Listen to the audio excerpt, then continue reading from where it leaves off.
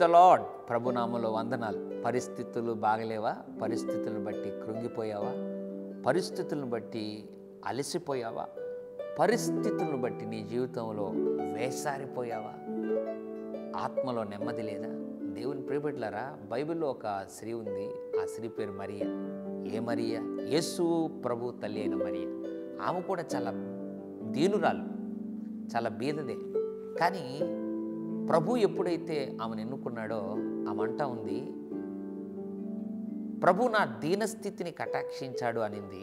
మరొక అద్భుతమైన మాట లూకా సువార్త 1:48లో ఆమె చెప్పినటువంటి మాట రాయబడింది. ఏమనింది ఆమె?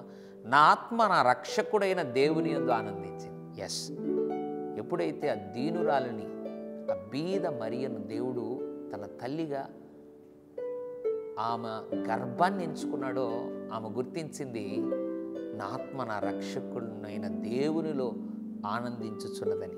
ఉదయకాల సమయంలో ఆయన నీ జీవితంలో కూడా, ఏమీ లేని నీ జీవితంలో కూడా ఆయన గొప్ప కార్యం చేస్తాడు.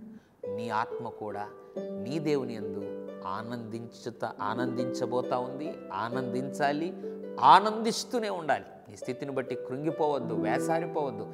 ఎల్లప్పుడూ నీ ఆత్మలో దేవునిలో ఆనందించేటువంటి ఆ వాతావరణం నువ్వు సృష్టించుకోగలిగితే నిశ్చయముగా దేవుడు నిన్ను, నీ కుటుంబాన్ని దీవించి అట్లు నీ ఆత్మను ఆనందింపజేస్తాడు. పరిశుద్ధ తండ్రి, నీ వందనాలు. మరియ వలె మా ఆత్మ కూడా ఎల్లప్పుడూ నీలో ఆనందించే విధంగా చేయమని యేసు నామములో ప్రార్థిస్తున్నాం తండ్రి. ఆమెన్. God bless you.